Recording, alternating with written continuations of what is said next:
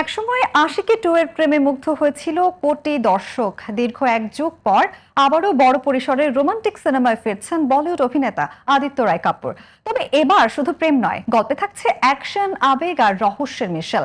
পরিচালকের আসনে আছেন মিলাপ মিলন জাভেরি, আর প্রযোজনায় ভূষণ কুমার। এই নিয়ে বিস্তারিত থাকছে এবারের আয়োজনে।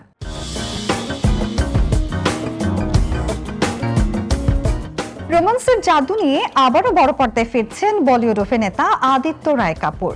ভারতীয় গণমাধ্যমের তথ্য অনুযায়ী পরিচালক মিলাপ মিলন জাভেরি পরিচালিত নতুন একটি চলচ্চিত্রে প্রধান চরিত্রে অভিনয় করতে যাচ্ছেন এই তারকা। ছবিটি প্রযোজনা করছে টি সিরিজ, আর প্রযোজকের দায়িত্বে রয়েছেন ভূষণ কুমার। নির্মাতারা বলছেন এটি শুধুই প্রচলিত প্রেমের গল্প নয়, বরং ভালোবাসা, বিচ্ছেদ, প্রতিশোধ, ত্যাগ এবং অ্যাকশন নির্ভর নাটকীয় ঘটনা প্রবাহে সাজানো একটি পূর্ণাঙ্গ বাণিজ্যিক চলচ্চিত্র। অর্থাৎ দর্শক একসঙ্গে পাবেন রোমান্স, থ্রিল এবং আবেগঘন মুহূর্তের সমন্বয়। এই সিনেমায় আদিত্য রায় কাপুরকে দেখা যাবে সম্পূর্ণ ভিন্ন এক চরিত্রে। চরিত্রটি যেমন আবেগপ্রবণ, তেমনি জটিল এবং চ্যালেঞ্জিং। সেই কারণেই চরিত্রটির জন্য বিশেষ প্রস্তুতি নিচ্ছেন অভিনেতা।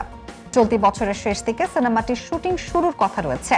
সবকিছু পরিকল্পনা অনুযায়ী এগোলে 2027 সালে ছবিটি বিশ্বব্যাপী প্রেক্ষাগৃহে মুক্তি পাবে। রোমান্স, অ্যাকশন আর আবেগে ভরপুর এই নতুন সিনেমা দর্শকদের মনে আশিকি টু এর মতোই নতুন এক অধ্যায় রচনা করতে পারে কিনা এখন সেটিই দেখার অপেক্ষা।